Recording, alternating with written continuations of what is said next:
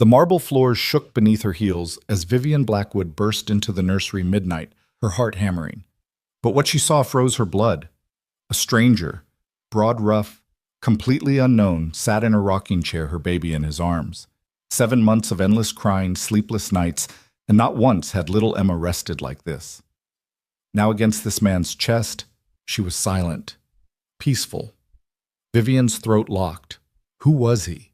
How did he get in? And why did her daughter cling to him as if she had known him forever? This is the story of billionaire single mom finds single dad feeding her baby. What happened next was unexpected. Stay with me to the very end and tell me the city you're watching from, so I'll know how far this story travels. The marble floors of the Seattle penthouse gleamed under the faint glow of recessed lights, but tonight they echoed with the sharp, furious click of Vivian Blackwood's heels. Midnight had folded over the city outside the skyline, drowned in mist and the low hum of traffic below. Inside, silence should have reigned, but it was broken by something impossible. In the nursery at the end of the hall, a man she had never seen before was sitting in her rocking chair. Broad-shouldered, dressed in a gray sweater frayed at the cuffs, his weathered hands were impossibly steady as they held her 7-month-old daughter. Emma, who had spent her short life crying herself hoarse at night, lay nestled against his chest, quiet, content, her tiny fists gripping his thumb as if it had always been hers to hold. Vivian froze in the doorway. For a moment, her lungs locked. She had built her life on control of her company, of her schedule, of her household. Nothing happened here without her knowledge. Yet here was a stranger humming softly to her child, and somehow Emma was more peaceful than she had been in months. Her designer purse slipped from her hand, thudding against the Persian rug. "Who are you?" Her voice cracked like glass, trembling with panic and rage. The man didn't startle. He didn't rush to explain or stand to defend himself. His eyes, deep-shadowed, carrying a quiet exhaustion, lifted to meet hers. He spoke with a voice so low and calm it almost didn't match the scene. "Daniel Hayes," he said. "The agency sent me." Vivian's pulse spiked. Agency. No agency had been called. Her throat tightened. What agency? I didn't call anyone. No one touches her but me. No one. Daniel adjusted Emma gently, never breaking the rhythm of the rocking chair. Your housekeeper called. Around 10. Said you'd been up 3 nights straight. Said Emma wouldn't stop crying. She was worried. The name hit Vivian like a blow. Margaret. Loyal for 15 years, the woman knew her rules, her absolute rules about Emma's care. No one touches her. And yet here was a man with steady hands and a voice like worn velvet defying all of it. She had no right, Vivian hissed, stepping into the room. Her arms reached out, trembling with fury. Give her to me, now! For the first time, Daniel's jaw tightened. He didn't move to obey. Instead, his thumb brushed across Emma's cheek with practiced tenderness. She was crying so hard she could barely breathe when I walked in. I wasn't going to stand in the hallway and listen to that. Vivian stopped cold. His tone wasn't polished like her staff's. It wasn't deferential. It carried something raw, almost familiar. And beneath the words lay a conviction she didn't know how to fight. Emma stirred, then let out a sigh, soft, trusting, at peace. Vivian's chest ached. She had hired the best nannies money could buy. Not one had managed this. She wouldn't eat for me tonight. Vivian heard herself admit, the confession pulled from her like thread from a frayed seam. That's because you were nervous. Daniel's voice stayed low even. Babies feel everything. Your stress, your exhaustion, your fear. Sometimes they just need someone calm enough to tell them they're safe. Safe. The word stung. Vivian couldn't remember the last time she had felt it herself. Not since Richard's death. Not since the debts. Not since the boardroom battles that left her staggering home each night to face Emma's cries alone. Her spine stiffened. What makes you think you know what she needs? Daniel's eyes lingered on Emma, then flicked to Vivian, holding hers with unsettling steadiness. Because I've been exactly where you are, alone in the middle of the night. No one to call. Just a baby who won't stop crying, and the knowledge that if you fail them, your heart will shatter. The words hung in the air, heavier than the silence that followed. Vivian's lips parted, but no sound came. For a flicker of a moment, the roles inverted. She wasn't the billionaire CEO dictating terms from marble boardrooms. She was just a mother trembling at the edge of exhaustion, staring at a man who carried the same scars she tried so hard to hide. Emma's eyelids fluttered closed again, settling deeper against Daniel's chest. Vivian felt something twist inside her, a pang of jealousy, a wave of relief, and a dawning recognition she didn't want to name. "You can put her down now," Vivian said finally, softer but sharp. "Not yet." Daniel shook his head. "Lay her down too soon, she'll startle awake. She needs to feel secure first." The precision of his knowledge startled her. This wasn't textbook advice. This was survival wisdom earned in sleepless nights she suddenly realized he must have lived through. "You talk like you've done this 1,000 times." His gaze softened, drifting back to Emma. "Once was enough to change everything about who I thought I was." Something in the way he said it, clipped, guarded, but carved out of old pain, made Vivian pause. For the first time since storming into the nursery, she stopped reaching for Emma. "What's your story?" she asked, the words sharper than she intended, but driven by something she couldn't hold back. Daniel's lips twitched, almost a smile, but not quite. "Nothing worth telling, just a single dad trying to make ends meet. Lost my son's mother when he was 3 months old. Learned quick there's no clocking out when you're the only one they've got." The image struck Vivian harder than she expected. She had grown up surrounded by staff assistants, security people paid to anticipate her every need. The thought of being truly alone with an infant, no lifelines, no escape. It was a weight she could hardly imagine. Her throat burned. She turned away, clutching the nursery doorframe like it might keep her upright. "Why this kind of work?" she asked quietly. Daniel's shrug was humble, almost resigned. "Because I've been through nights where I thought I wouldn't make it. Where my son's crying nearly broke me. If I can help someone else avoid that just for one night, it's worth it." The honesty disarmed her. His presence should have felt like an intrusion. Instead, it felt like something she hadn't realized she needed a reprieve. For a long moment, neither spoke. Only the faint hum of the city outside and the soft rhythm of Emma's breathing filled the room. And in that fragile silence, Vivian Blackwood woman, who had never allowed anyone to see her falter, felt the first crack in the armor she had built around herself. The nursery light glowed soft amber against the pale walls, but in Vivian's mind, the shadows sharpened. She hadn't moved from the doorway, her hand still gripping the frame nails, biting into the polished wood. The stranger Daniel Hayes sat as if he belonged, as if this room and this child had been his for years. Emma stirred her lips, sucking softly at the bottle Daniel tilted with quiet precision. Vivian's chest rose and fell too fast, each breath jagged. For months her life had been reduced to board meetings by day battles with Emma's tears by night. A cycle of exhaustion that no fortune, no staff, no prestige had managed to break. And here was a man she hadn't invited, couldn't have invited, solving in moments what she had bled herself dry trying to fix. She stepped closer, her heels sinking into the thick rug. "I didn't call anyone." Margaret had no right. Daniel didn't look up this time. His focus was wholly on Emma, who sighed with contentment, eyelids heavy, but no longer wet with tears. "Sometimes people care enough to bend rules," he murmured. "She was worried about both of you." The words struck deeper than Vivian wanted to admit. Both of you. She hadn't thought of it that way. She too was crumbling under the weight of expectation. But she folded her arms, desperate not to show weakness. "You should leave as soon as she's asleep." Daniel's eyes flickered up dark with a quiet strength. "If I lay her down too soon, she'll startle awake and scream until dawn." "You don't want that." Vivian bristled. How dare he presume? Yet against her will, she recognized the truth in his voice. Every failed night with Emma replayed in her mind, her baby gasping with cries, her own hands shaking too hard to hold the bottle right. "Why are you so calm?" she whispered, almost to herself. He shifted Emma slightly, the motion practiced natural. "Because I've lived this before. Alone. My son was 3 months old when his mother died. Nights like this." He paused, the words catching. "Nights like this nearly broke me." Vivian blinked. She had expected excuses, credentials, rehearsed professionalism. Instead, he gave her grief naked and unpolished. Her mouth was dry. "And you think you can just walk into my home and what?" Play hero Daniel shook his head slowly. "No, I'm just here to keep her safe tonight. That's all." The simple humility unnerved her more than arrogance would have. Emma's tiny hand clenched tighter around his thumb, a gesture that felt almost like betrayal. Vivian wanted to scream to rip her daughter back into her arms, but the sight of Emma's chest rising and falling in perfect rhythm stopped her. Minutes stretched.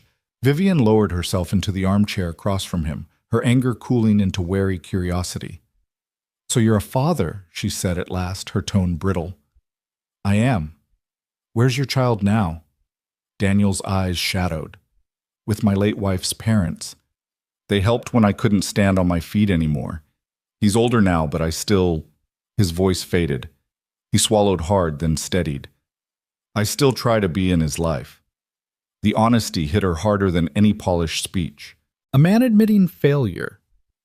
In her world, weakness was an unforgivable sin, yet in his mouth it sounded like truth. Vivian shifted uncomfortably, the fabric of her silk blouse whispering as she crossed her arms. "So you moonlight as a babysitter?" That almost smile tugged at his mouth again, dry, self-deprecating. "I work wherever I can.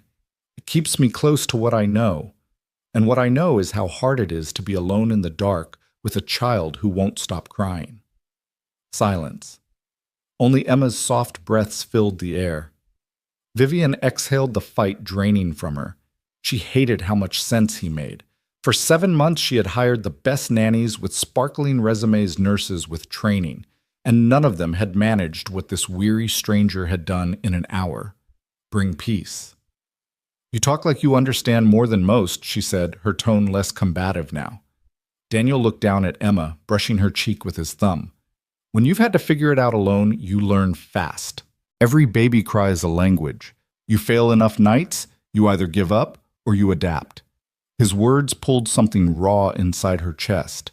Vivian thought of her own nights slumped on the nursery floor with mascara streaked down her face, begging Emma to drink to sleep to stop screaming. She had never said it out loud, not even to Margaret. To hear someone name the darkness she'd lived in, it was unbearable and relieving all at once. Her lips parted, then shut. A lump lodged in her throat. She wanted to tell him to go to reclaim control, to push back against the cracks forming in her armor. But Emma's peaceful sighs betrayed her. Daniel shifted again expertly, as if Emma weighed nothing. "She'll need to burp soon," he murmured. "Otherwise, she'll wake up again in 20 minutes. Vivian blinked, startled by the detail. "You even know that?" He gave a small shrug, his eyes fixed on Emma. Experience. For the first time since storming into the room, Vivian felt herself sag back into the chair. The fight had drained from her bones, leaving only exhaustion and a reluctant, unspoken gratitude. Her gaze fell to Daniel's hands, strong, calloused, steady, and for the first time she wondered not who he was, but how much he had lost to learn this tenderness. The nursery, once a battleground of sleepless nights, felt different now. Charged. Not with anger, but with something else. A recognition she couldn't yet name. And somewhere in the quiet between the hum of Daniel's voice and Emma's steady breaths, Vivian Blackwood realized this stranger wasn't leaving her life as easily as he had entered it. The city outside pulsed faintly through the nursery windows, headlights smeared against the glass like brushstrokes. Vivian sat stiff in the armchair, her posture regal, but her insides unraveling. Across from her, Daniel's presence filled the room with an ease she resented. He wasn't supposed to be here, and yet every soft breath from Emma made his intrusion feel like salvation. The lullaby he hummed tapered into silence. Daniel tilted Emma against his chest, one large hand rubbing her back in a rhythm so instinctive Vivian's breath caught. A quiet burp escaped. Then Emma's body slackened in contented sleep. For 7 endless months, this moment had been elusive. Now it arrived in the arms of a man Vivian hadn't authorized through her steel-lined gates. "You make it look easy," she said finally, her voice brittle. Daniel's gaze lifted, calm but shadowed. "It's not easy. It's just practice. And pain." His words made her throat tighten. "I don't like people in my house without my say-so." "I don't like crying babies being left in misery," Daniel countered, steady, his tone carrying no malice. "We can both be unhappy about it, but the difference is she's sleeping now." The retort landed harder than she expected. Vivian's lips pressed into a thin line, her chest aching with the sting of truth. Emma's tiny body rose and fell in serene rhythm, oblivious to the storm between adults. "Don't presume to know how I raise my daughter." Vivian's words came sharper than intended. Daniel's hand stilled on Emma's back. His eyes didn't flinch. "I'm not presuming. I'm remembering. I know what it's like to feel like everything depends on you and to feel like you're failing." The sentence hit her square. For a beat too long, she forgot how to breathe. Her life built on calculated dominance, billions and assets. A company that bent under her command was reduced in these four walls to sleepless nights and whispered fears. "You don't know me." "No," Daniel admitted, "but I recognize exhaustion when I see it, and fear, and love that burns you alive because you can't ever put it down." Vivian's eyes blurred. She blinked hard, furious at the sting of moisture threatening to escape. She had built armor brick by brick for boardrooms, for investors, for press cameras. And now this stranger in less than an hour had cut through to marrow. "Do you think pity helps me?" she asked coldly. Daniel shook his head. "Not pity. Understanding." The word coiled in the air, heavy, disarming. Vivian dropped her gaze to her manicured nails, hiding the tremor in her hands. Minutes stretched. The city hummed. Emma breathed softly, deeply against Daniel's chest. Finally, Vivian pushed to her feet. Her silk blouse rustled her diamond earrings, catching the nightlight's glow. She walked to the crib, her arms folded across her chest like armor. "Put her down." Daniel looked at her, unyielding. "Not yet. She'll wake if I do." Her jaw clenched. "You defy me in my own house." "No," he said simply. "I protect her in yours." The audacity left her momentarily speechless. She wanted to scream to summon security to end this insult. But Emma stirred only faintly at Daniel's shifting, then nestled deeper, undisturbed. The evidence glared at Vivian more than words ever could. "Why are you even here?" she demanded. "This, whatever you're doing, it's not normal. No man does this." Daniel's mouth curved not into humor but into something sadder. Unusual, maybe, but not impossible. "I didn't have the luxury of panic when my son was born." Panic gets you nowhere when you're all they've got.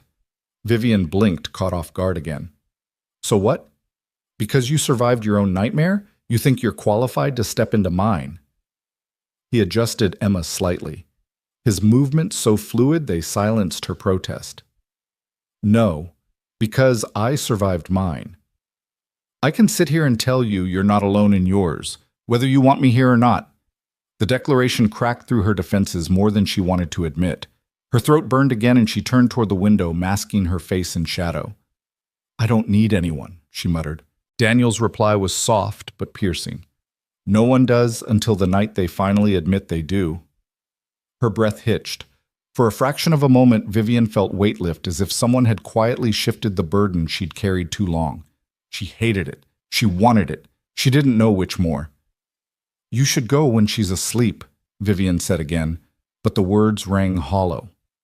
Daniel didn't answer. Instead, he began to hum again, low, steady, a sound that seemed to stitch the cracks in the silence. Emma remained wrapped in his arms, untroubled. Vivian stayed by the window, staring out at the glittering skyline. But her mind wasn't on the city. It was on the stranger whose presence defied every rule she lived by, and whose arms her daughter trusted more than anyone else's. And deep inside, where she never let anyone see a dangerous thought unfurled, what if Emma was right to trust him for a long beat after her last words? The only sound in the room was the soft tidal hush of Emma's breathing. Vivian stayed near the window, back straight, hands locked around her elbows, like she could hold herself together with nothing but posture. The city's glow painted a silver line along her cheekbone. It made her look made of glass. Daniel shifted a little, testing Emma's weight. "She's in deep sleep," he murmured. "If I transfer her now, it might hold." The word transfer scraped at Vivian's nerves, too clinical for what felt like ritual. Still, she nodded. "Do it." He rose in one calm motion, keeping Emma tight to his chest. He didn't make a show of knowing. He simply knew. One hand cupped the back of her head. He lowered her to the crib's mattress like a tide laying down a shell. Then this surprised Vivian. He didn't remove his hand. He left his warm palm gently on Emma's chest for a full, slow minute, letting the rhythm of his touch match the rhythm of her breath. Emma's mouth made a tiny, searching suck. Her fingers opened, closed, opened again, and stilled. "She'll startle if you pull away too fast," he whispered without looking up. "I give it a count of 30 after I think she's settled, then another 30 after I know it." He waited. 30. Another 30. The room seemed to breathe with them. When he finally slid his hand back, he did it like a magician, so gradual that Vivian felt the air return before she believed he'd moved at all. Emma didn't stir. The nightlight haloed her lashes. Her chest rose and fell as if the sea were inside her. Vivian let out a sound she hadn't intended, something between a sigh and a sob strangled before it formed. She pressed her knuckles to her lips and blinked hard until the city blurred. A stupid thing to cry over a baby sleeping. Except it wasn't stupid. It was the one thing she couldn't buy and couldn't will into existence, and now it was here, carried into this room by a man in a frayed sweater. Daniel stepped back from the crib, giving the silence the respect of a cathedral. "Do you have a white noise option on the monitor?" he asked, voice nearly inaudible. She nodded toward the dresser. "Second button." He pressed it. A soft hush filled the room like distant rain. Emma's body relaxed a fraction more, as if agreeing. They stood there side by side, not touching, watching the small miracle they'd protected. Vivian felt the room expand. The air no longer pressed on her chest. It lifted the way it does after a storm passes and the first star appears. "Thank you," she said, and the words came out unarmored, soft enough that she barely recognized them as hers. Daniel gave a slight nod, the kind that accepts gratitude without pocketing it. He turned toward the door with the careful steps of someone who understood that victory could still be lost with a careless heel. In the hallway, the penthouse seemed too bright, the art on the walls too glossy, like a staged life she'd forgotten to keep pretending belonged to her. Vivian reached past him and dimmed the sconces. The light settled into something human. "Tea?" she asked, surprising herself again. It felt absurdly intimate to offer. She hadn't made tea for anyone in her home in months. A glass of wine with a board chair. Sure, a curated tasting for a potential partner. Of course. Tea at midnight for a stranger who had just wrung the crying out of her child. She could not remember the last time she'd chosen gentleness over performance. "If it won't wake her," he said. "It won't." She glanced toward the nursery door. "Not tonight." In the kitchen, she reached for the copper kettle and felt the muscle memory kick in, fill set flame. She set 2 mugs onto the counter and realized with a jolt that her hands weren't shaking. Daniel stood just inside the threshold, as if the room had borders she could see, and he refused to cross until invited. His eyes moved cataloging without prying the baby spoons drying by the sink, the tiny sock abandoned near a stool rung, the neat stack of unopened mail, where courier envelopes sat like unanswered questions. "You came through security," she said, the line of inquiry reappearing like a reflex. "How your housekeeper met me downstairs," he answered. She had the concierge validate the agency's confirmation and signed me in. Her mouth tightened. "Agency confirms nothing without me." He didn't argue. He didn't apologize either. "She looked scared," he said. "Tired." "So did you." The kettle began to whisper. Vivian busied herself with chamomile and a slice of lemon, absurdly formal, as if the right tea would keep everything from unspooling. "You understand you violated a boundary that exists for a reason." "I understand a baby was in distress," he said. "I chose the reason." Steam curled between them. The scent of flowers and citrus softened the edges of the room. She slid a mug toward him. He didn't reach for it at first. He waited until she took hers, then wrapped his hands around the heat, like a man grateful for small, ordinary gifts. "What's her favorite time of day?" he asked, not to change the subject, but as if curiosity could be an offering. Vivian blinked. "Late morning," she said slowly. "If she's slept." The sun comes through the east windows. She watches dust float like confetti, looks pleased with herself when she grabs it, and it disappears. He smiled, the kind that lit nothing but warmed everything. "That's a good hour for songs, for babies who want the world to hold still while they learn it. Songs." Vivian huffed a breath that wasn't quite a laugh. "I used to sing in the elevator on the way up, hoping she'd, I don't know, recognize me. Recognize home." "She does," he said, gentle. even when she cries. Crying isn't a vote of no confidence, it's a language. Vivian stared into her mug until the lemon slice fuzzed into yellow light. In my world, crying gets managed, problems get solved, noise gets contained. If I leave a boardroom with loose ends, investors smell blood. It's like swimming with sharks and pretending the water isn't red. She glanced up, startled by her own candor. I don't talk like this. You're allowed to, he said simply. Her laugh came out crooked. Because you're a stranger. Because I've been where nights get longer than they should. He lifted his mug and hailed. Because sometimes it's easier to tell the truth when no one is writing it down. She leaned an elbow on the matte quartz and studied him. Up close, the wear in his sweater wasn't just fabric. It was a story pulls near the cuffs amend at the shoulder done by hand. His hands were nicked with old work, not office work. He looked like he had lifted heavy things without complaint and learned how to put fragile things down without breaking them. What do you do, she asked, when you're not saving other people's nights? His mouth tilted, rue and humor sharing space. Odd hours.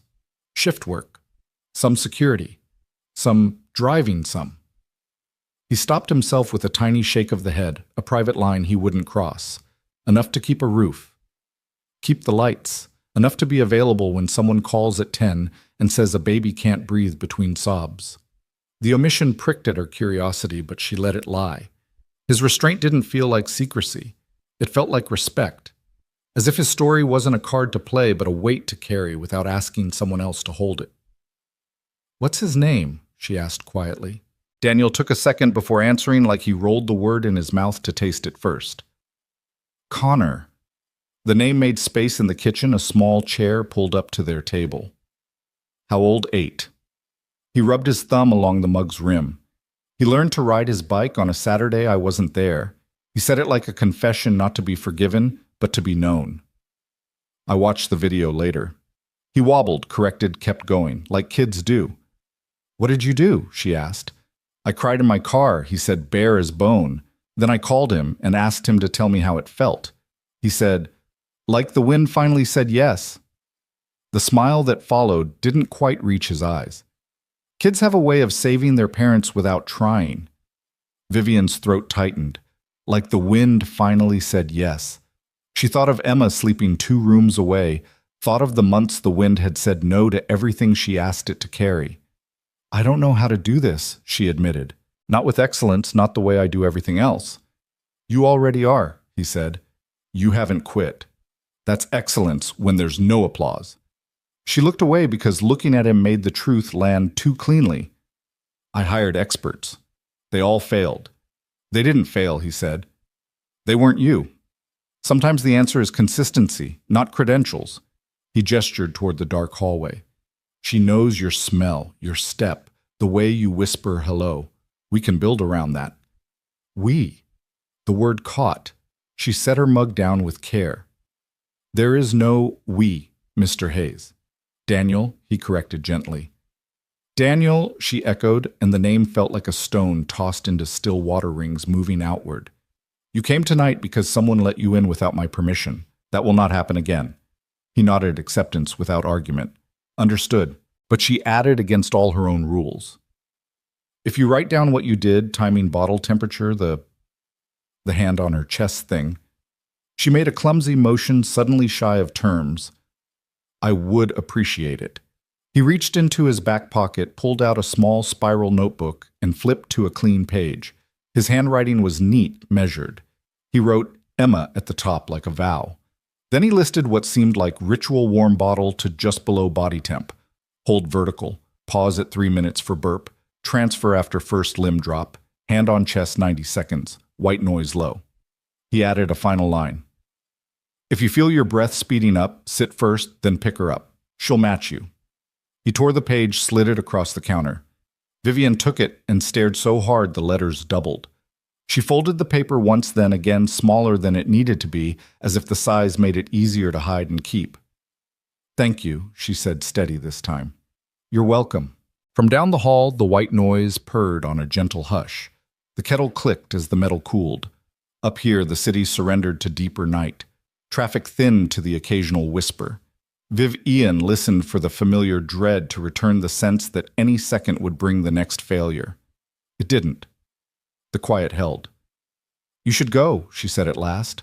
Not because she wanted him gone, but because the shape of the night depended on ending before it got named. He nodded. At the door, he hesitated. "Do you want me to text Margaret when I'm off shift? So she knows the method we used." Vivian considered balancing pride and relief on a scale she could never fully see. "Leave your number with the concierge," she said finally. "For documentation. I'll decide what to do with it." "Understood." He stepped into the foyer. She followed because it felt wrong to let him walk the glowing corridor alone, like dismissing a ghost that had done her a kindness. At the threshold, he paused again, hands in his pockets, a posture that looked like a man reminding himself not to reach for anything that wasn't his. "You did well tonight," he said. "Even when you thought you weren't." She almost laughed, because how could he know? But the words lodged in a place she kept empty for emergencies and fit there. The elevator chimed softly. He gave a small nod and turned away. She watched his shoulders recede, the doors close, her own reflection slide back into place on the polished metal woman of means of marble and glass and leverage. Behind that reflection down the hall, a baby slept. Vivian went back to the nursery on quiet feet. She stood over the crib and read the shape of her daughter's rest, the way sailors read weather eyelashes, unmoving breath, even fingers uncurled. She laid her palm on the railing and felt the wood cool under her skin. "You're safe," she whispered, surprising herself with how the words steadied her more than Emma. "We're safe." On the kitchen counter, the torn page waited under the lemon-scented mug. She tucked it into the silverware drawer, ridiculous and perfect, as if it belonged among useful things. Before she turned off the lights, she pulled her phone from her pocket and typed a brief message to Margaret. "We'll talk in the morning." Her thumb hovered over the screen. She added, "Thank you." Then, after a long breath, "Please leave the agency number with the concierge." She didn't send anything more, not authorization and not refusal, just a narrow bridge over a river she wasn't ready to name. When she finally slipped into bed, silence held. The ceiling's faint shadow line looked less like a crack and more like a seam. Vivian lay there with her hands folded under her cheek, and for the first time in months she didn't count minutes by cries or by failures. She counted them by breaths. In the last flicker before sleep took her, she saw Daniel again in the nursery's amber light. His hand steady on Emma's chest, counting to 30, then another 30, as if time itself could be taught to be kind. Days would come quickly now, she knew. Days had a way of doing that when something shifted on its axis. She didn't know which direction they'd swing. She only knew that when the elevator chimed again, morning or some later afternoon, she would feel the echo under her ribs and not mistake it for fear. She closed her eyes and let the night hold. And somewhere in a lobby, 2 floors below, a concierge slid a business card into a small envelope scrawled "For Ms. Blackwood" across the front and placed it under a brass paperweight shaped like a sailboat waiting for wind. Morning bled slowly into the penthouse, pouring pale gold across Vivian's bedroom ceiling. She stirred at the sound of muffled giggles echoing faintly from the nursery. For a breathless second, panic gripped her. Emma never giggled in the morning, not after the night she knew, but the sound repeated soft and certain, and she realized it wasn't a dream. Vivian pushed back the linen sheets, her bare feet cool against the hardwood, as she padded toward the source. The nursery door was ajar. She stopped at the threshold. Daniel was there again. Not in the rocking chair this time, but crouched low on the playmat, holding a rattle just out of Emma's reach. He teased it back and forth, his deep voice narrating in mock seriousness. "Almost got it, little one. Come on." "Oh, so close." Emma squealed, the sound bubbling out of her like it had been waiting her whole life for release. Vivian gripped the doorframe. 1,000 instincts collided inside her fury that he'd returned without her invitation. Relief that Emma looked so alive in his care dread at how quickly this stranger was dismantling her carefully drawn lines. "You're back," she said, her tone sharper than she intended. Daniel glanced up. No guilt, no flinch, only a quiet acknowledgement in his eyes. "Margaret asked me to return for the morning shift. She said you had an early call with your board." Vivian bristled. "Margaret seems to be making a habit of running my life for me." "She's running concern." Daniel countered, evenly rising with the rattle still in his hand. Emma reached for him, and he obliged, placing the toy in her grasp with exaggerated reverence. And Emma doesn't seem to mind. The betrayal seared. Emma, her own daughter, clung to him without hesitation. Vivian wrapped her silk robe tighter armor against the rising tide in her chest. You don't get to decide what she minds. Or what I do. Daniel studied her for a long moment, then set the rattle down beside Emma and straightened to his full height. I'm not here to replace you, he said simply. I'm here because someone saw two people drowning and threw out a rope. The image caught her off guard. Vivian looked at her daughter. Cheeks flushed, eyes, bright arms waving at the rattle. She was happy. Something that had been absent for so long it felt foreign in the room. Vivian crossed her arms. And what happens when I don't need the rope anymore? Then you let go, Daniel said without hesitation. And you'll know you were strong enough to survive. But until then, no one faults you for holding on. She hated that his words didn't sound like intrusion. They sounded like truth. Vivian stalked to the crib, scooping Emma up into her arms. The baby protested with a soft whimper, as if she'd been pulled from her favorite game. Vivian kissed her daughter's forehead, desperate to reclaim something that already felt fragile. Your world isn't mine, Daniel Hayes, she said. You don't know the pressures I live under. Every headline, every whisper, everything depends on me never faltering.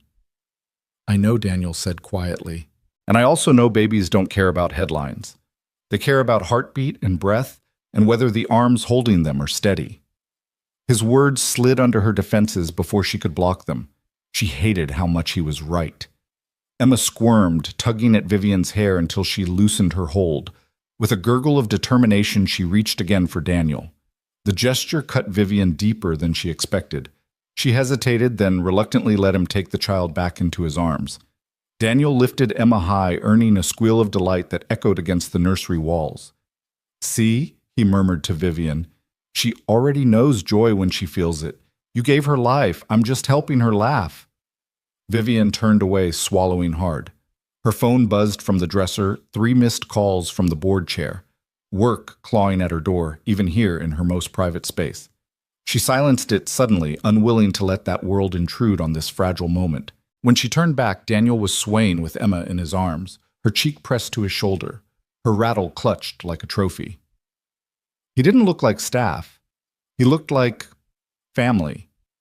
The realization unsettled her more than his midnight arrival had, because storms she could fight, threats she could banish, but the quiet possibility of needing someone that terrified her in ways no enemy ever had. And yet, as she watched Emma's lashes flutter with drowsy contentment, Vivian felt the smallest whisper of relief seep into her bones. For the first time, she didn't feel entirely alone. Morning came quietly, as if afraid to touch the windows. Sun pooled along the marble island, and steam rose in ghostly ribbons from the kettle. Vivian stood in a slate robe by the window, the city a watercolor below. At the stove, Daniel moved with a practiced economy bottle, warming in a bowl, a tiny saucepan coaxing oatmeal, soft, a pinch of cinnamon rolled between fingers as if memory had scent. Emma, upright in her high chair with a bib that declared, "I'm someone's sunrise," drummed both palms on the tray. The sound light, insistent, unlatched something in Vivian's chest she hadn't known was locked. 2 ounces first, Daniel said, checking the bottle against his wrist. Then cereal. If we rush her, she'll protest on principle. On principle. Vivian echoed some of the iron in her voice, smoothed by sleep. Babies have them, he said. Tiny philosophers. They want to be heard before they agree to be fed. He didn't claim authority. He shared it like a map spread open between them. The first ounce went down with soft, approving sounds. Between sips, he glanced at Emma's face, as if to make sure the world still matched. He burped her with slow circles until a small, victorious sound escaped, and only then reached for the spoon. Vivian pressed the French press, the bloom of coffee unfurling. She poured 2 mugs before she could overthink the intimacy of it, and slid one his way. His fingers brushed porcelain. "Thank you," he said simply. "You're welcome." He topped the oatmeal with a touch of warm milk and presented the spoon. Emma made a moral face, then reconsidered, then lunged for a second bite. Vivian's mouth betrayed her with a curve that nearly qualified as a laugh. You've done this 1,000 times, she said. Enough to recognize the patterns. He dabbed Emma's chin. And to know when the rules are wrong for the day. On the island between them sat the impossible paradox, the most complicated problem of Vivian's life solved by the calm repetition of small human things. A spoon, a circle of the hand, a voice that didn't rise when the baby hesitated. Your board is at 8, he added, not looking at her phone when it buzzed. Margaret said she blocked 15 minutes before in case you wanted to be the rope. The rope, she said, surprised the word softened rather than irritated. You used it last night. It kept me from drowning, he answered. You tie it to the strong place and let it hold while you work. He lifted Emma from the high chair. Window walk. Light helps her decide she can sleep. Vivian followed as he paced the wall of glass. The sound was hammered steel. Fairies moved like slow punctuation. Daniel didn't sing words, only a low thread of safety. By the time they reached the corner, Emma's lashes lay like quiet commas on her cheeks. He lowered her into the bassinet, left his palm on her chest, 30, another 30, and stepped back only when her breath found its tide. They returned to the island. Steam curled from their mugs. Last night, Vivian said without preface, you said you'd been alone with a crying baby and knew if you failed him your heart would shatter. The admission she hadn't allowed even to herself slipped into the light. Why this work? Not the agency version. Yours. He took time with the answer, letting silence be part of it, because there were nights when my son's crying made the walls lean in. I thought if I closed my eyes, the world would end. At 3 a.m., help comes with price tags or judgment. What I needed was time from someone who knew what to do and didn't treat me like a test I'd failed. He looked at his hands. So I give people what I needed, a few hours, a way through. What's the currency, she asked, surprised by her own softness. Time, he said, and what my hands remember. She studied the scar near his knuckle, the mend at the shoulder of his sweater, the way he took up space without demanding it. Before this security, he said, before that police. I left when every call felt like my own house on fire. Turns out I'm better at small rooms where the emergency isn't disguised. You make rooms feel safe, she said, and only realized she'd said it when he looked up. That's the job, but it doesn't work unless someone opens the door. Her phone lit board call in clean white letters. She turned it face down. He didn't remark on it. The restraint felt like a blanket she hadn't known she wanted. I built a life, so outcomes obeyed, she said. Then Emma arrived and didn't read the memo. You can't command the tide, he said. You can learn when to launch. It should have sounded like a cliché. Instead, it sounded like the way morning smelled when the kettle clicked and the world didn't end. Formalities, she said, catching herself. Background, NDA, a rate. Of course, he said. The agency has my files. You'll have them by noon. And your rate? He named a number. Vivian frowned. Too low. It's standard. It's low for this standard, she countered. And for my gratitude. His mouth tilted, but he didn't argue. We can revisit after a week, if you still want me here. The little conditional hit harder than it should have. She wanted to stamp certainty into the air contract's signatures, the crisp click of control. Instead, she said, after a week, we adjust. Both sides. Emma rustled and settled the bassinet, whispering like a shoreline. They both looked over, then back connected by a line neither of them tugged. I'll walk her when she wakes, Daniel said. The fountain buys you 90 minutes. 2 hours if she presides over the pigeons. Presides? She's already a chairwoman, he said. They'll take the minutes. It pulled a quiet laugh from her so rare it startled them both. Would you build me a routine? She asked, surprising herself. Time's cues. Not a manifesto, a rope. He took a small spiral from his pocket, wrote with neat, patient letters. 2 always bottle pause oatmeal, window loop, nap, white noise, low. He added kiss before call, like a line item that belonged among ounces and minutes. He tore the page and slid it to the fridge magnet where nanny schedules had become a graveyard of good intentions. Don't make a shrine to failure, he said when he noticed her glance. Make a map to what worked. The simplicity landed like mercy. She didn't thank him. The room was already full of it. He rinsed the bowl and spoon, wiped the counter the way he had held the baby, careful, exact, without fanfare. It wasn't service. It was stewardship. She wondered how many rooms he'd left better than he found them. She wondered how many people had noticed. "Will you teach me the hand on chest again?" she asked, almost embarrassed by how much she wanted to memorize the feel of it. "As many times as you ask," he said. He shrugged into his coat. "I'll be in the lobby at 10. If you want me today, text yes. If not, I vanish like a bad idea." She should have said she needed approvals gates, the proper forms lined up like soldiers. Instead, she heard herself answer, "If I say yes, you'll take her to the fountain and show her how to preside." He smiled, not triumphant, not hopeful, just present. "Yes, ma'am." He stepped into the hall. "Daniel," she said, and he paused. "Yeah. Thank you for making morning end better than it began." He nodded, and the gesture felt like a seal pressed into warm wax. When he was gone, Vivian stood still, listening to the hush that had replaced panic. The fridge page fluttered slightly under the magnet in the draft from the vent. She walked to the bassinet, touched Emma's hair, then kissed her forehead, and the baby sighed like the sea turning. Vivian picked up her phone, opened her messages, and typed one word. She looked at it for a breath the way a diver looks at the surface before going under, then hit send. Yes. The word yes still glowed on her phone screen when the elevator doors parted in the lobby. Daniel looked up from a leather-bound notebook resting across his knee. He didn't rise immediately, as if he half expected her to change her mind. But when she appeared, hair drawn back in a silk tie, Emma balanced against her shoulder, he stood with the steadiness of someone who had been ready all along. "You came," he said softly. "I said yes." Vivian's tone was crisp, but her grip on Emma was gentler than it had been in weeks. The concierge slid a stroller forward, sleek carbon frame, a gift from one of Vivian's investors when Emma was born.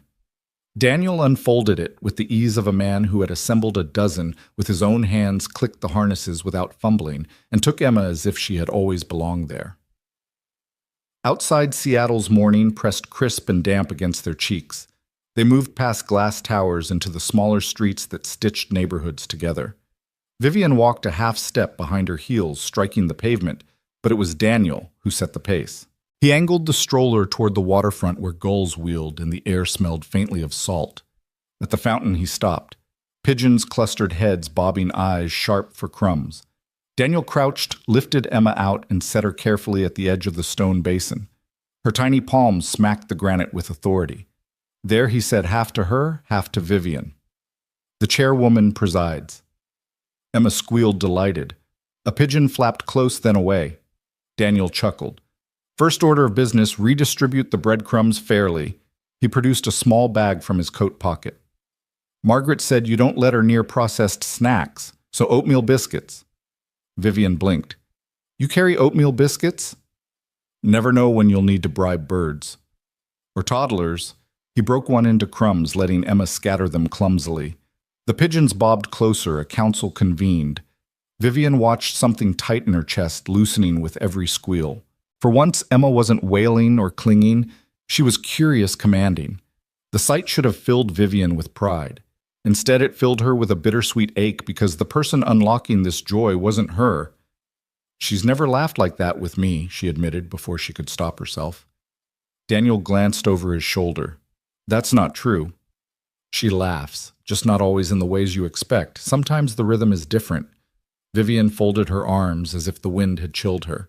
"So you're an expert in reading my daughter already?" He didn't bristle. "No, I'm learning her, same as you." He tipped his head toward Emma. "Difference is I don't take it personal when the birds win first." Emma clapped, scattering more crumbs. The birds flurried, wings beating against the morning. Vivian found herself smiling despite herself, the sound of her daughter's giggles weaving into the city noise. They walked back slowly, Emma drowsy, in the stroller. Daniel pushed with one hand, the other resting in his pocket. He didn't fill the silence, didn't offer platitudes. He simply let the world sound itself out, footsteps, wheels, the hiss of passing buses. Vivian broke first.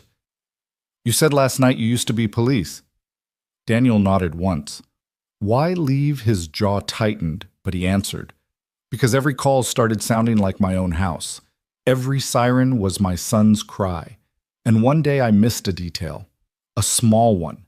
Nothing catastrophic, but enough to tell me I couldn't keep pretending. I had to step away before someone else paid for my ghosts. Vivian studied him, caught between admiration and something more complicated. So you traded chasing criminals for chasing pigeons. For showing up where I'm useful, he corrected. She wanted to dismiss it as sentimental, but his tone carried no pity, no performance, just fact.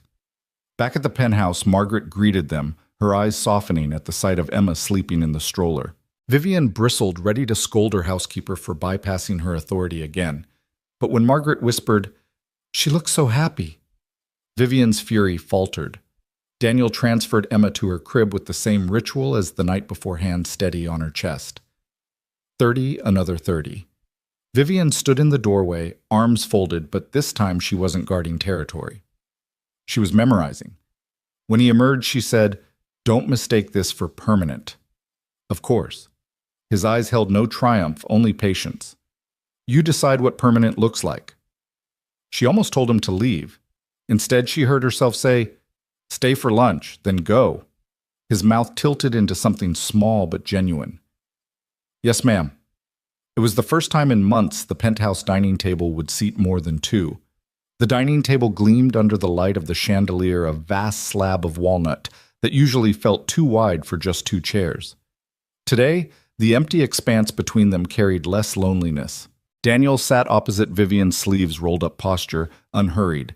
Emma's high chair was pulled close to the table's edge, her fists drumming against the tray, as if announcing her own agenda. Margaret served quietly, her presence a careful shadow. She laid down a platter of roasted salmon, a bowl of quinoa, and a dish of steamed carrots diced into Emma-sized pieces. Vivian usually ate alone here, meals balanced on a tray laptop open beside a half-touched plate. Seeing the table set for three jolted her with a domesticity she hadn't felt since before Richard's decline. Daniel cut the salmon into small pieces, sliding a flake toward Emma's tray. She grabbed it in her clumsy grip and shoved it toward her mouth, squealing when it fell short. Daniel caught it midair with a napkin and replaced it without fanfare. "She likes flavor," he observed, tasting a piece himself. "Don't let anyone tell you babies need bland. They crave the world like we do." Vivian arched a brow. "And you're a culinary expert now. Survivalist, maybe." "My son refused baby food from a jar. I had to learn fast." He smiled faintly, a memory flickering behind his eyes. "Turns out garlic and mashed potatoes works miracles." Margaret chuckled, surprising Vivian. "He's right. Babies know more than we think." Vivian shot her a look that silenced further comment, but she couldn't erase the truth of it. Emma's delighted squeal as she gnawed on carrot was the most alive sound she had heard in weeks. Conversation hovered at first on practicalities, feeding schedules. Emma's naps. Daniel's willingness to adjust to Vivian's calendar, but slowly the edge softened. Vivian found herself asking questions she never would have in a boardroom. "You said last night you work odd jobs. Why not go back to the force?" Daniel's fork paused mid-air. His eyes darkened, but his voice stayed level. "Because saving strangers didn't mean anything when I couldn't save the person in my arms." The words landed heavy across the table. Vivian's appetite thinned. She saw the weight he carried, not polished into performance, but raw, scarred into the lines around his eyes. "I'm sorry," she said, surprising herself. "That wasn't fair." He shook his head. "You asked a real question. You deserved a real answer." Silence lingered, filled only by Emma's babble as she smeared carrot across her bib. Then Vivian spoke again, softer. "You talk like you've lived 10 lives. Maybe just one hard one." His mouth curved. "But Emma doesn't need to carry that. She just needs steady arms." Vivian watched him, a question blooming she didn't dare voice. Why was he here pouring that steadiness into her child? What did he gain from this arrangement other than an hourly wage that insulted the depth of what he gave? Lunch ended with Emma's satisfied sigh, her eyes drooping against the weight of sleep. Daniel lifted her gently, carried her to the nursery, and performed the ritual again. The slow transfer, the palm on her chest, the double count of 30. Vivian followed, watching from the doorway. When he stepped back, he found her eyes fixed on him. "You're good at this," she said. The admission dragged from a place she rarely touched. Daniel shrugged. "I've failed enough to learn the right way." Something in the humility unsettled her. She She was accustomed to people clamoring for credit parading achievements. He offered none, only steady presence. Back in the kitchen, Margaret cleared plates. Vivian lingered by the counter, her robe now replaced by tailored silk, but her armor thinner than usual. "If you continue here," she said carefully, "I need boundaries. Written times tasks. This is not—" She gestured vaguely toward the nursery, a family arrangement. Daniel leaned against the opposite counter, his posture respectful, his tone even. "Understood. I don't mistake where I stand." The certainty in his voice rattled her more than defiance would have. She realized she wanted him to push back, to insist there was more here than convenience, that he didn't unnerve her. "You'll stay until 3, she decided. "Then leave." "I'll reassess after the week." He nodded once. "I'll be here until 3. The clock ticked in the silence that followed. Emma's faint breaths hummed through the baby monitor. Vivian poured herself water she didn't drink. Daniel rinsed a spoon with the same quiet efficiency he did everything. The room felt changed, not a battlefield, not an office, but something softer, something Vivian didn't have a word for yet. And though she had told him to leave at 3, she already knew that when the hour came, she wouldn't be ready. The penthouse shifted after dusk. Shadows stretched long across the glass, the city below dissolving into a scatter of jeweled lights. Vivian rarely noticed the transition from day to night. Usually she was tethered to her laptop, her phone, her constant carousel of meetings. But tonight silence lingered in the living room, broken only by the faint hiss of the baby monitor and the steady tick of the antique clock on the mantel. Daniel sat opposite her on the low sofa, his posture loose, a mug of chamomile steaming in his hands. Emma had gone down easier than usual, no screaming, no arching back, just a slow surrender to the rhythm of his humming. For once, Vivian didn't feel the heaviness of dread pressing her chest when the night stretched before her. She sipped her wine. "You didn't flinch once," she said, eyes narrowing slightly. "Not when she cried, not when she fought the bottle, not when I—" She stopped short. "When you, what he asked, not pushing, but coaxing. When I panicked." The admission felt dangerous in her mouth, but she let it out anyway. Daniel leaned back.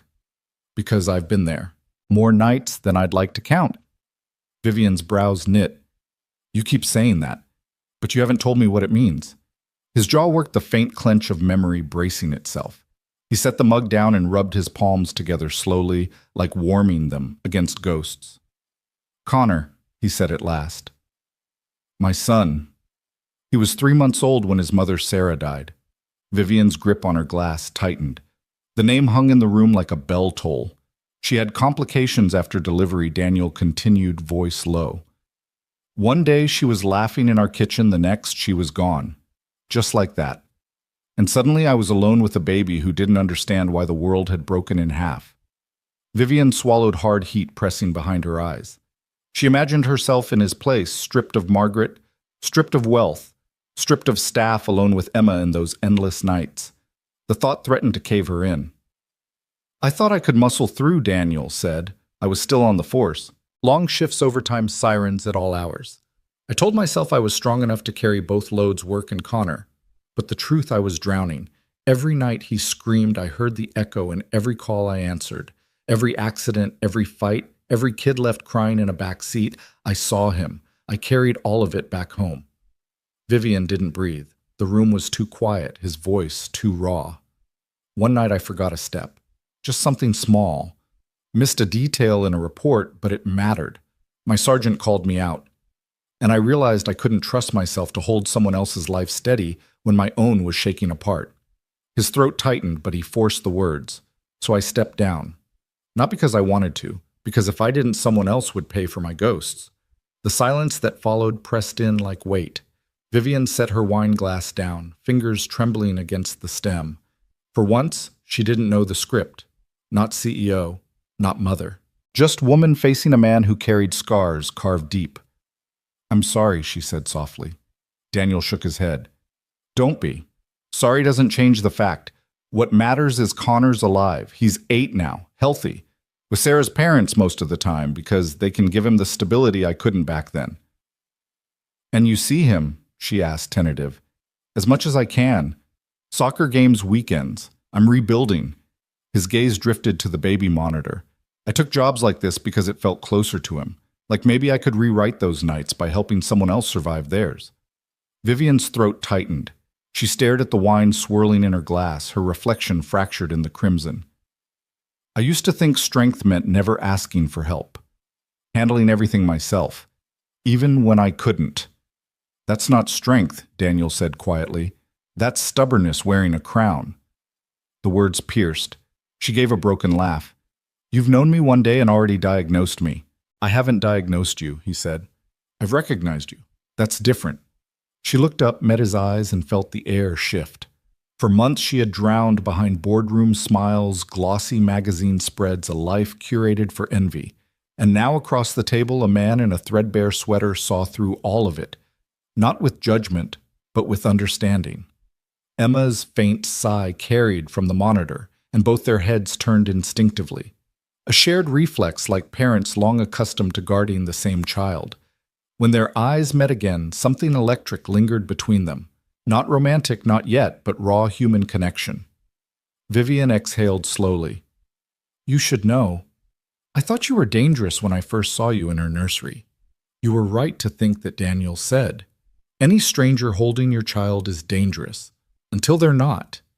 Her lips parted, but no words came. She felt stripped down, exposed in a way she hadn't allowed in years. And yet, for the first time, she didn't hate it. They sat in silence for a long moment, the kind that didn't demand to be filled. Outside, the city buzzed on. Inside, in the glow of a baby monitor and the flicker of amber light, Vivian realized the edges of her world had shifted. This man wasn't staff. He wasn't charity. He wasn't even temporary anymore. He was the rope she hadn't known she'd grabbed, and the terrifying truth was, she wasn't ready to let go. Dawn came with a fist on the door. The sound cracked through the penthouse like a gunshot. Vivian jolted upright at the dining table where she had dozed, the baby monitor still humming beside her. Daniel was already moving, silent, shoulders squared. Emma stirred faintly in the nursery down the hall, and the second blow rattled the door frame. Vivian's stomach turned cold. She crossed to the peephole with careful steps, her robe cinched tight, her pulse hammering. Outside stood two men in dark suits, their posture sharp, their eyes practiced in intimidation, and behind them a third tall clipboard in hand, flanked by a fourth, who leaned against the wall with the stillness of private security. This is serious escalation, Daniel murmured at her shoulder. His voice carried the grit of experience. He shifted, putting himself between her and the door. The lead man's voice slid through the wood, smooth, rehearsed. Miss Blackwood, we have legal documents requiring immediate attention, asset seizure orders.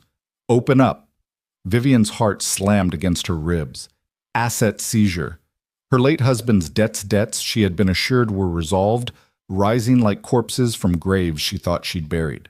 Daniel pressed the intercom. Those documents require proper legal service, not intimidation at 7:45 in the morning. Step back.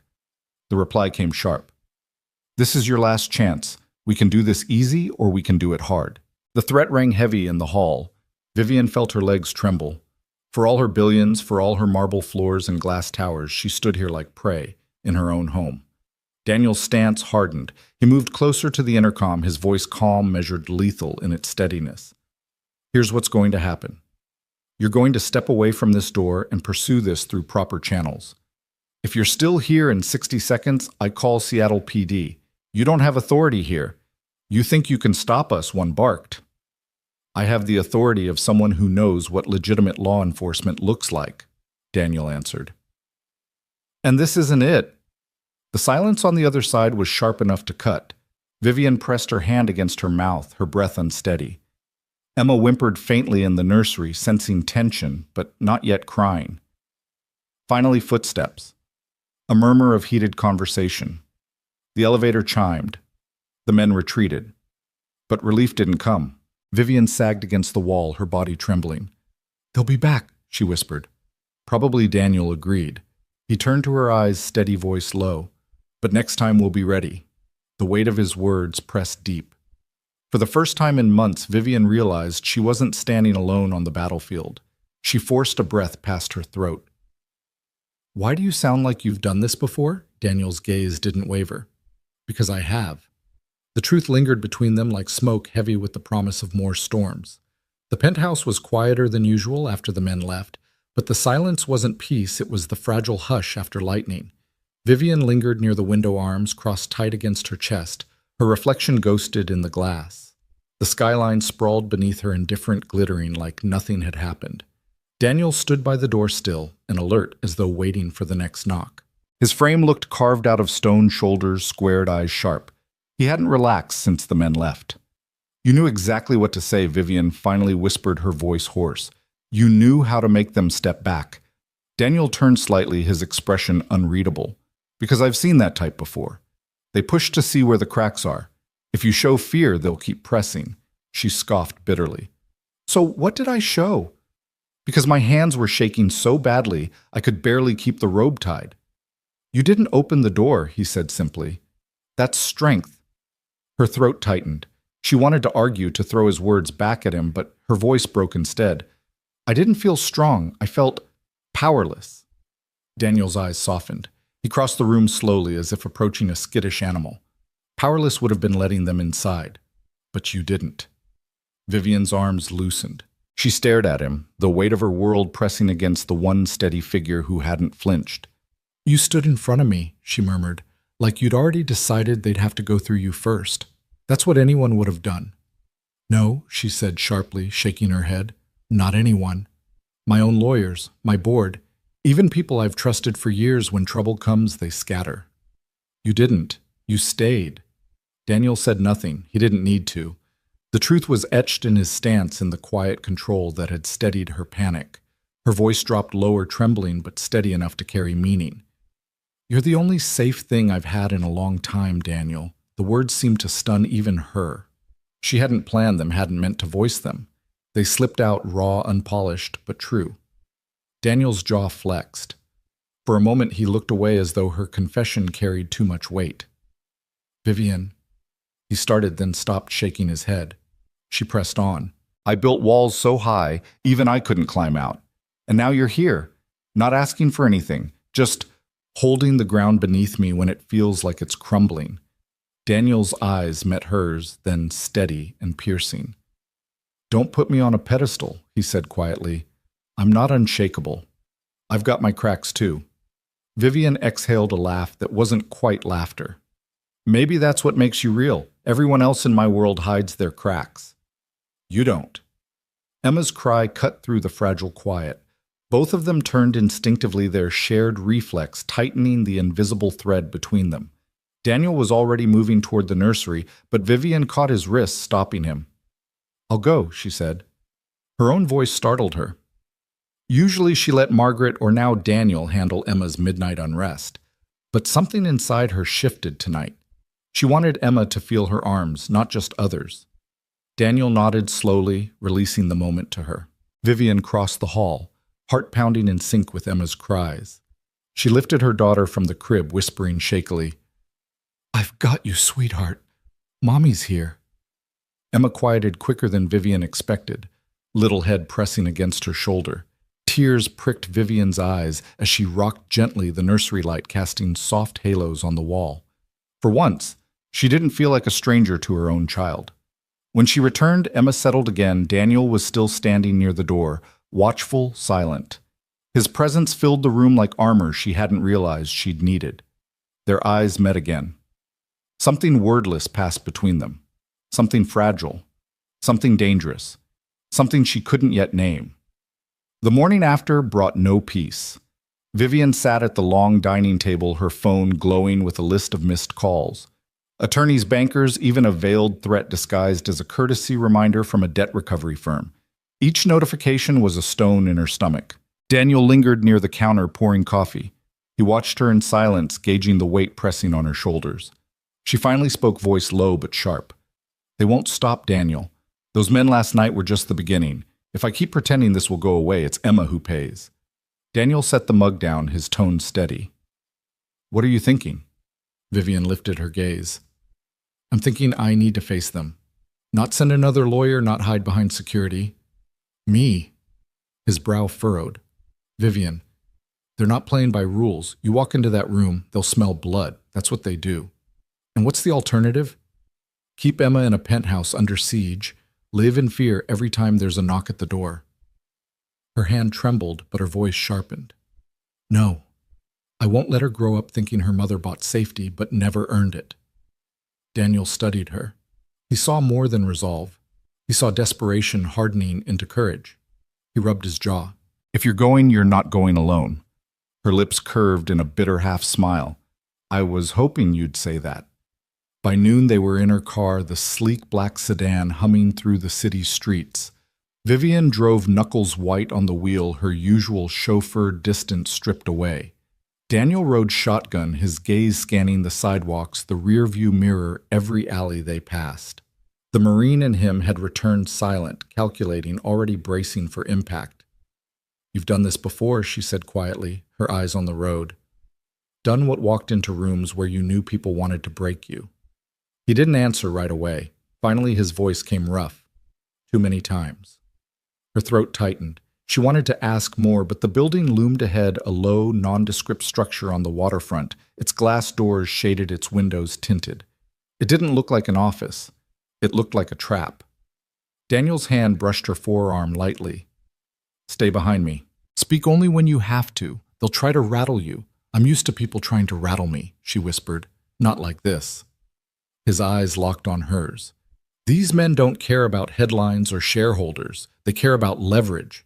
And if they think Emma is leverage, he let the words trail off heavy with warning. Vivian's stomach dropped, but she nodded. Inside, the air smelled of stale coffee and cheap cologne. A man in his 50s sat at the head of a battered conference table, his suit pressed his smile cold. The same two men from the penthouse flanked him, arms folded, eyes sharp. Ms. Blackwood, the leader said smoothly, we appreciate you coming in person. Shows responsibility. Vivian straightened her spine. I'm here to make this stop. He chuckled, leaning back. Then you know what we need. He slid a folder across the table. Your late husband left quite the mess. Interest alone is swallowing what little he had left. But lucky for you, we're reasonable men. Daniel stood at her shoulder. Arms crossed his presence, a wall of quiet threat. Vivian opened the folder. Numbers glared back at her, impossible sums that could drown even her empire if she wasn't careful. She closed it calmly, meeting the man's gaze. You're circling me like I'm prey, but you forget I didn't build what I have by being hunted. I built it by being the hunter. The man's smile faltered just slightly. Bold words, Miss Blackwood, but this isn't the boardroom. No Daniel cut in his voice, even lethal. It's a shakedown. The room stilled. Vivian let the silence stretch her pulse, thrumming. For the first time in months, she wasn't alone at a table stacked against her. Daniel's shadow stretched beside hers, anchoring her to the ground. The leader's smirk returned thinner this time. We'll be in touch. Vivian rose. Daniel followed. Neither of them spoke until they were outside, the heavy doors closing behind them. Her knees nearly buckled, but Daniel's hand steadied her elbow. You held your ground, he said quietly. I felt like I was going to collapse. But you didn't. She met his eyes, breathless. You make me believe I can fight, and that terrifies me more than them. Daniel said nothing, but his grip lingered a moment longer than it needed to, silent proof that she wasn't imagining the thread binding them tighter with every step. The news broke 2 days later. Vivian's name splashed across the business networks, headlines sharp and merciless. Debt shadows Blackwood fortune. Pundits speculated, rivals salivated, and the board members who once toasted her vision now whispered about contingency plans. Vivian watched from her penthouse couch, the TV volume low. Emma asleep against her chest. Her daughter's small breaths were steady grounding, but the words scrolling across the ticker sliced through her composure. Daniel entered quietly, a grocery bag in one arm, his jacket dusted with Seattle drizzle. He caught the screen, then her pale face. They're circling, he said flatly. She shut off the TV, like vultures. He set the bag down, pulled out bread milk, a jar of baby food. The ordinary sound of groceries softened the storm for a moment. Then he looked at her straight. You knew this would happen. Vivian nodded. But I didn't know it would feel like drowning. Her voice cracked, then steadied. They're not after money, Daniel. Not really. They're after me. My name. My credibility. Then you fight back on your terms. Her laugh was bitter. You make it sound simple. It isn't, he admitted. He leaned on the counter, arms folded. But panic is what they want. You panic, you sell. You panic, you cave. That's when they win. She studied him. His calm wasn't bravado, it was earned in fire. What did you do, Daniel? Before all this? He hesitated. Marine Corps. Then private security work overseas. Vivian's breath hitched. Pieces clicked together the way he scanned every room, the stance at her door, the steel in his voice that made suited bullies hesitate. That's why you're not afraid, she whispered. He shook his head slowly. I'm afraid all the time. Difference is, I don't let it make my decisions. Her throat tightened. She wanted to press further, to ask about the scars she sometimes glimpsed when his shirt shifted about the nights he sat awake long after Emma slept. But the weight in his eyes told her those stories weren't ready to be spoken. Instead, she drew a steady breath. Then I need you beside me. Not just in this apartment, at the meetings, at the press conferences. When they come for me, I need them to see I'm not standing alone. Daniel's jaw flexed. That'll make you a target. I already am, she said simply. For a long moment he said nothing. Then he nodded once. All right, but understand this, I'm not here for headlines. I'm here for you. And for her. He nodded toward the sleeping baby. Vivian's chest ached with something she couldn't name. Gratitude, fear, the dangerous edge of trust. The next morning, flashbulbs erupted as Vivian stepped out of the car in front of Blackwood Tower. Cameras swarmed reporters, shouting questions like arrows. Miss Blackwood. Is it true your empire is collapsing? Who was the man at your apartment? Are you selling off assets to cover debts?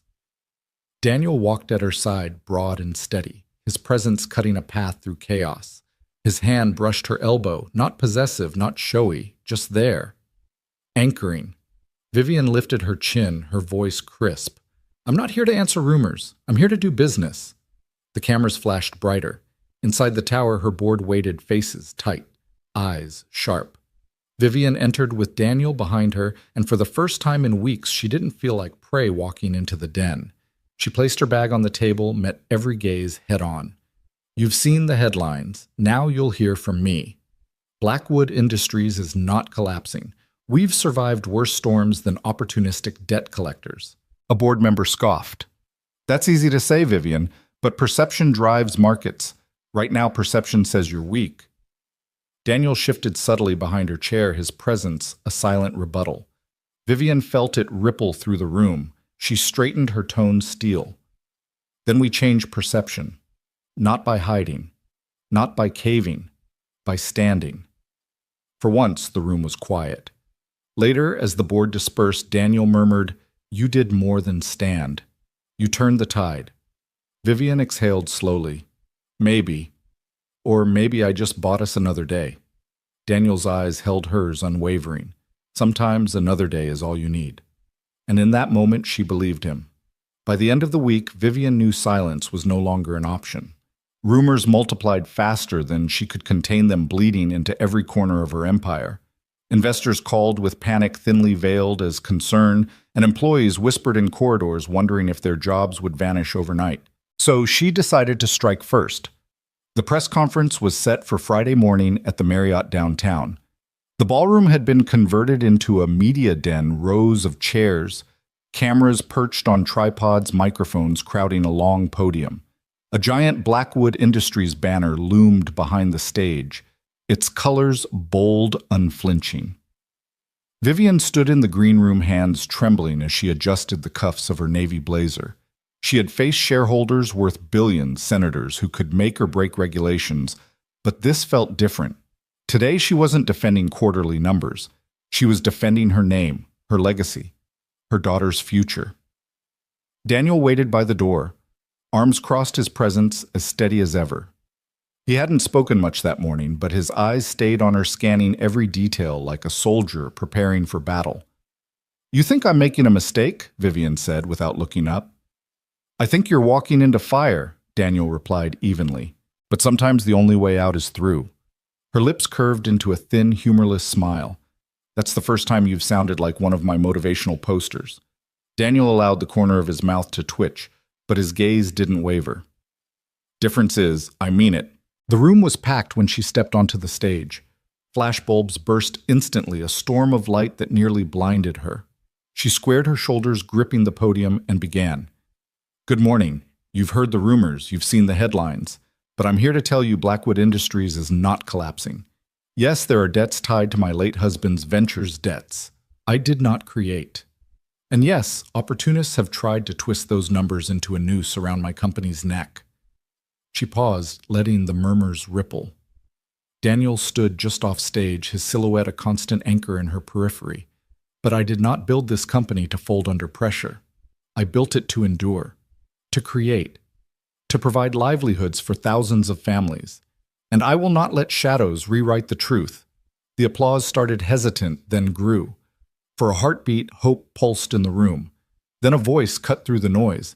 Miss Blackwood, a reporter, called, his tone sharp. Isn't it true that your husband's debts are secured against your daughter's trust fund? That if you fail to pay, Emma's future vanishes. The room gasped. Cameras swung closer. Vivian froze the words, striking like a blade. She hadn't expected them to know. That detail was buried, locked behind layers of confidentiality agreements. Yet here it was dragged into the light. Her knuckles whitened on the podium. Her first instinct was rage. Her second, fear. Emma's name in this room, her daughter's innocence twisted into a bargaining chip. Daniel shifted instantly, stepping forward just enough for her to catch his eyes. His expression was clear. Don't let them see you break. Vivian drew a breath so deep it scorched. Emma Blackwood is a child, she said firmly, her voice carrying steel. She is not a financial instrument. She is not a bargaining chip. And anyone who suggests otherwise is showing the world exactly what kind of vultures they are. Gasps rippled. Reporters scribbled, cameras zoomed.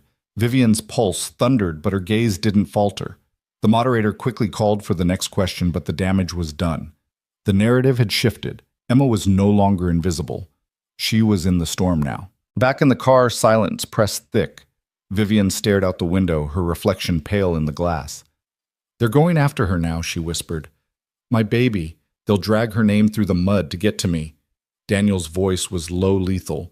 Then they'll have to go through me first. Her eyes flicked to him, raw and searching. Why are you still here, Daniel? You could walk away, pretend this isn't your fight. No one would blame you. He held her gaze unblinking. Because it is my fight now.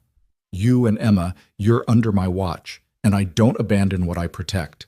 Vivian swallowed hard. For the first time that day, her eyes stung not with fear, but with something dangerously close to trust.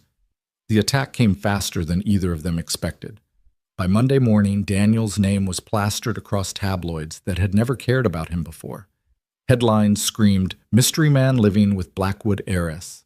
Others dug deeper, twisting fragments of his military past into something shadowy. Ex-Marine turned mercenary. Vivian Blackwood's dangerous protector. Vivian sat at the breakfast table, the glossy paper trembling in her hand. The ink blurred as her eyes burned. They're coming after you now, she whispered. Daniel shrugged, pouring coffee as though it didn't matter. They want me out of the picture. Easier to break you without someone standing at the door. Her voice snapped sharp. Don't act like it doesn't matter, Daniel. They're painting you as some kind of criminal. He looked at her, finally steady calm. Vivian, I've been called worse in places where people meant to kill me. Ink on paper doesn't scare me. But it scared her. Not for his reputation, he didn't seem to care about that, but for what it meant. They'd found him. They'd dug into his past, his records, maybe even people he'd served with. She dragged him into her storm, and now the lightning struck him too. Emma, oblivious to the tension, babbled happily in her high chair, smearing oatmeal across her tray. Vivian reached to wipe her little hands, but her own shook so badly, Daniel stepped in gently, taking the cloth from her. I'll handle this, he murmured. Vivian's eyes flashed. No, this is my battle. They're targeting you because of me, and I won't let them bury the one person who stood beside me. For a moment, their gazes locked, fire meeting fire. Then Daniel sighed, a slow exhale that softened the edges of his resolve. All right, then we handle it together. That afternoon, Vivian called a meeting in her private office at Blackwood Tower. Her PR team lawyers and two board members crowded around the long mahogany table. Daniel stayed near the wall, silent but watchful. Her head of PR cleared her throat nervously. The narrative is shifting, Vivian. You handled the trust fund revelation with strength, but the focus is now on him. She flicked her eyes toward Daniel. They're questioning his past, his influence, his loyalty. Vivian cut in sharply. The woman hesitated. Yes. Vivian leaned forward, her voice low and controlled. Let me make one thing clear. Daniel Hayes has stood by me in moments when the rest of you wanted to run. He is not a liability. He is my anchor, and anyone who tries to spin otherwise will answer to me. The room went quiet.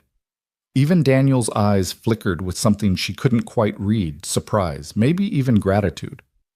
A lawyer cleared his throat, adjusting his glasses. Still miss. Blackwood Perception is everything. We could craft a narrative, spin him as official security contracted and vetted. That would neutralize some of the suspicion. Vivian glanced at Daniel. His jaw was tight, but he gave the slightest nod. Do it, she said. But be careful. If they smell blood, they'll keep circling. After the meeting, as the others filed out, Daniel lingered by the window overlooking the gray city skyline. You didn't have to defend me like that, he said quietly. Vivian crossed the room, her heels clicking on marble. Yes, I did. He turned toward her, his expression a mixture of frustration and something deeper. Vivian, every time you tie your name to mine, you give them another weapon to use against you. She stopped inches away, her voice trembling with conviction. Then let them, because I'd rather stand with you and take the hit than stand alone and break. For a long, taut moment, neither moved. The hum of the city below filled the silence. Then Daniel dropped his gaze, shaking his head slightly. You don't know what you're risking. Maybe not, she admitted. But I know what I'd lose if you walked away. The words hung between them, heavy, dangerous. That night, the storm outside rattled the windows of her penthouse. Rain streaked down the glass, thunder rolling low. Vivian sat curled on the couch, Emma asleep upstairs, while Daniel stood near the balcony, a silent silhouette against flashes of lightning. You ever think about leaving? She asked suddenly.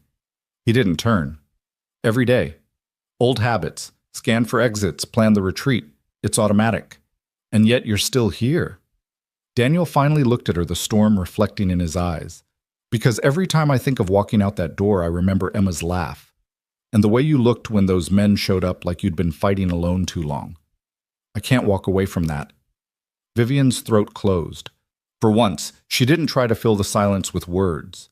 She just let it settle raw and real. And as the storm raged outside, she realized something terrifying and undeniable. She didn't just trust Daniel. She needed him. The next blow didn't come through lawyers or tabloids. It came through a leak. Vivian was in her office reviewing quarterly projections with her CFO when her phone buzzed with an urgent notification. She clicked the link and the world seemed to tilt. There it was, Daniel's military file, or at least what looked like it. Photos redacted pages, reports suggesting he had been dishonorably discharged after a mission gone wrong. Phrases like unauthorized use of force and civilian casualties blared across the screen. Her CFO's voice faltered mid-sentence as he glanced at her phone.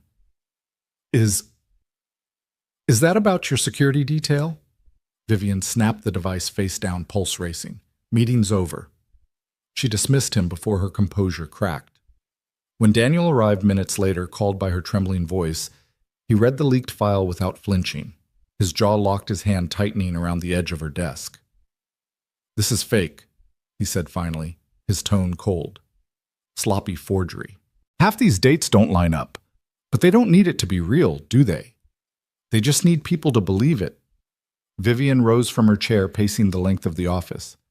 They're accusing you of war crimes, Daniel. War crimes. And they've put it on every major outlet in the last hour. Investors are panicking again. The board is demanding explanations. They're going to force me to... She stopped herself, but Daniel's eyes caught the unfinished sentence. Force you to what he pressed. Her throat worked. To cut ties, to distance the company from you, to fire you in public. The silence after her words was unbearable. Daniel stared at her face, unreadable, but his silence hurt more than anger would have. Finally, he said quietly, If you have to do it, do it. Vivian's breath caught. You think after everything, you think I'd abandon you because of a smear campaign? Daniel's shoulders stiffened, his voice harsher now. I think I've seen people do worse to save themselves. I wouldn't blame you. Her eyes flashed. She crossed the space between them, stopping inches from his chest, trembling with fury. Don't you dare put me in the same category as the people trying to ruin us. You saved my daughter. You've shielded me more times than I can count. And you think I'd betray you for a headline? For the first time, his composure cracked. He dragged a hand down his face, exhaling sharply. Vivian, you don't understand. If you stand by me, they'll come harder. They'll drag Emma's name back into it. They'll do whatever it takes to break us both. Her voice dropped fierce and unyielding. Then let them, because I will not let them write our story for us. That night, Vivian convened her board. The room was tense, the directors shifting uneasily in their leather chairs, whispers swirling before she even entered. Daniel stayed outside a shadow in the hall, though she knew his ears caught every word. One gray-haired director spoke first. Vivian, with all due respect, the optics are catastrophic. This man is accused of atrocities. Whether true or not, association puts us in jeopardy. Vivian leaned forward, her palms flat on the polished table. You think I don't know what they're saying?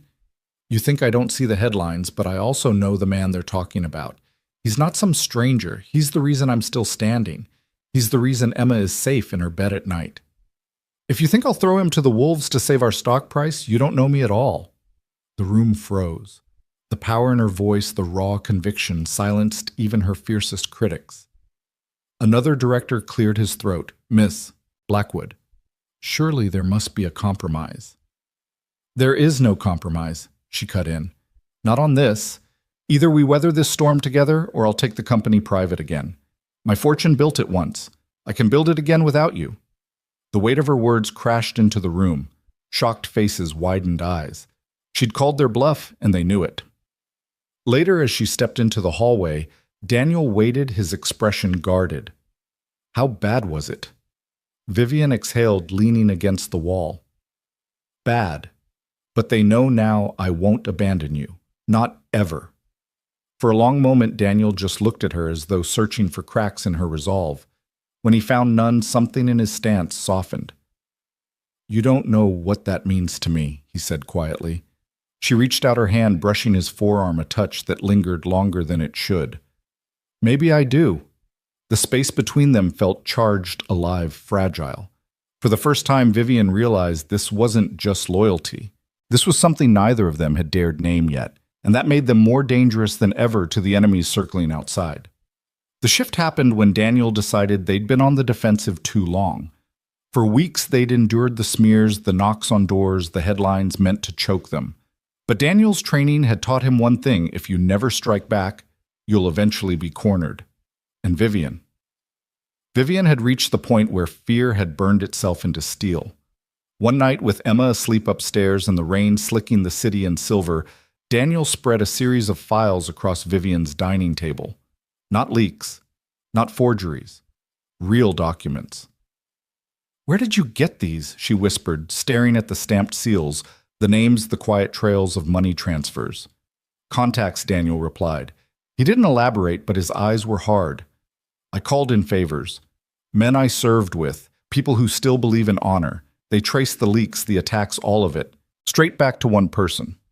He tapped a name circled in red ink, Howard Kellerman. Vivian's blood went cold.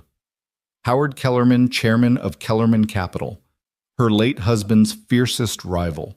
A man who had tried for years to worm his way into Blackwood Industries, to buy it piece by piece until her fortune was his playground. He's behind everything Daniel said.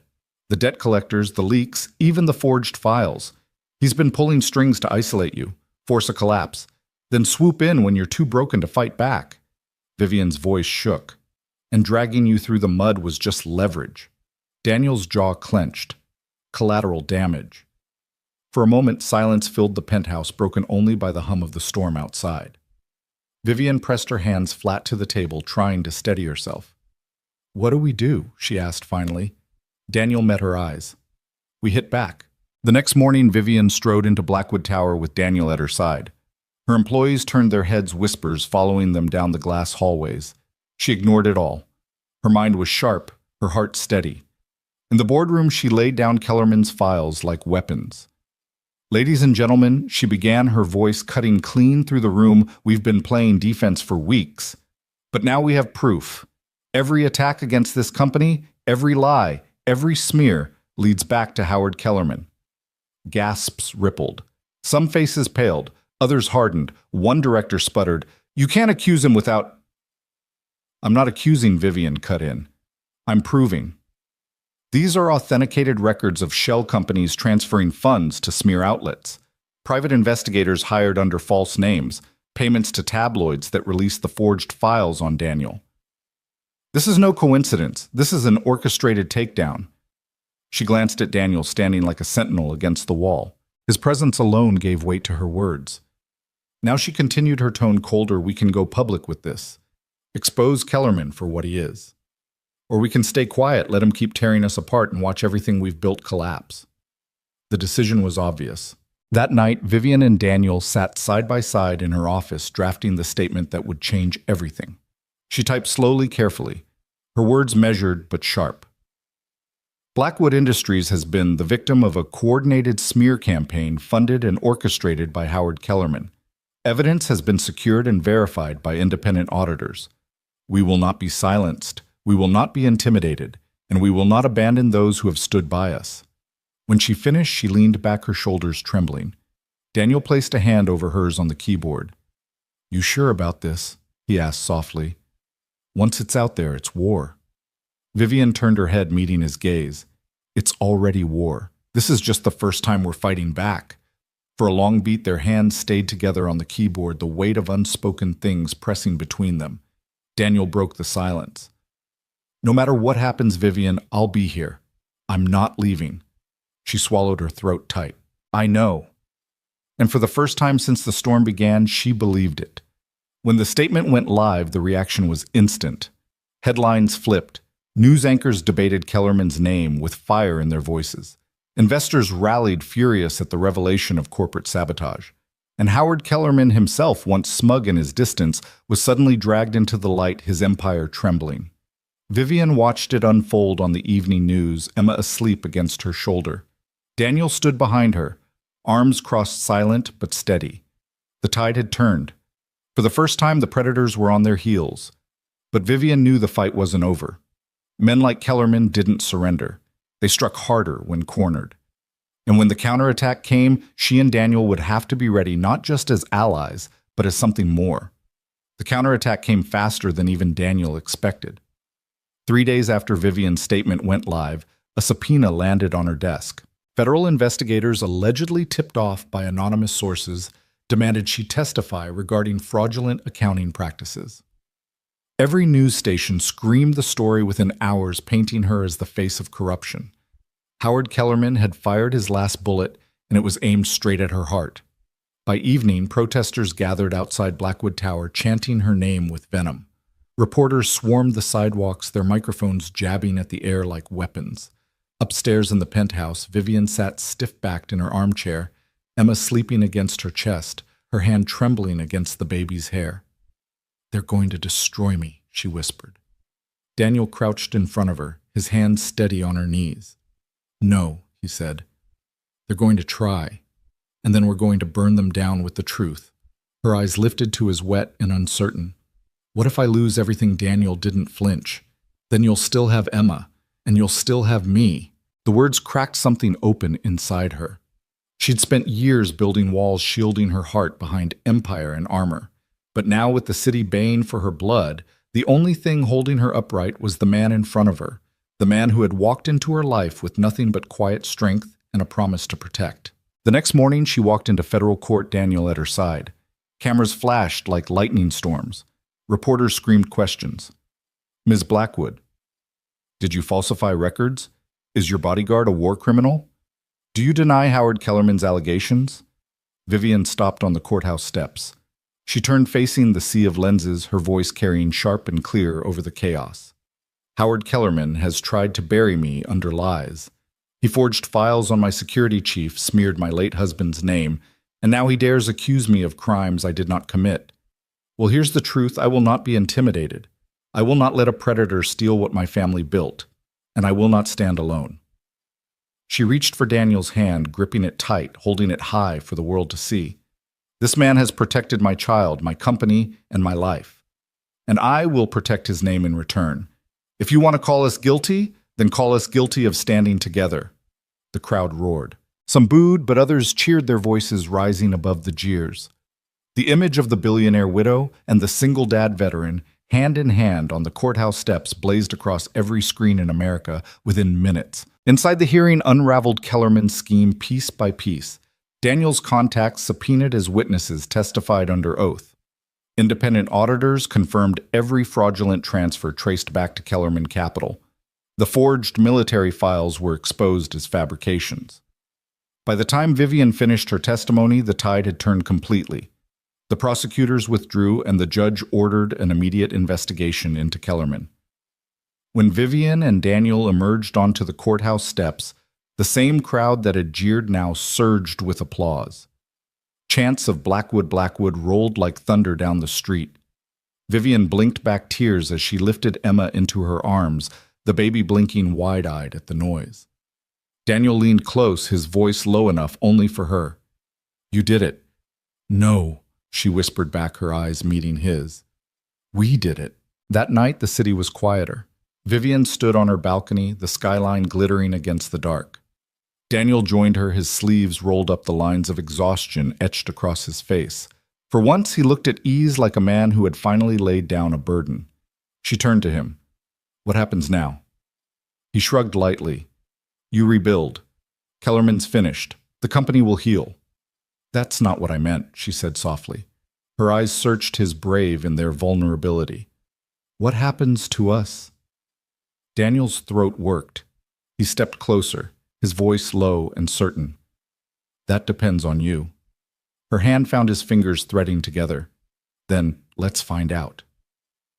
In that moment, on a balcony above a city that had tried to break them, Vivian Blackwood and Daniel Hayes chose something neither headlines nor enemies could destroy each other. The story of the billionaire single mom and the single dad veteran didn't end with a scandal. It began with one.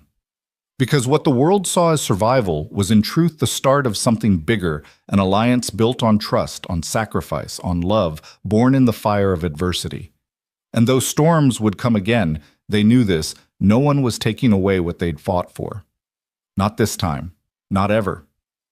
Your thoughts will help us create meaningful stories. And if you want to hear more powerful healing stories like this, don't forget to subscribe to the channel, click the bell icon so you don't miss any new episodes. And most importantly, share this video with people who need a little hope today. Thank you so much for your time. We hear you, we listen to you, and we are honored to tell these stories for you.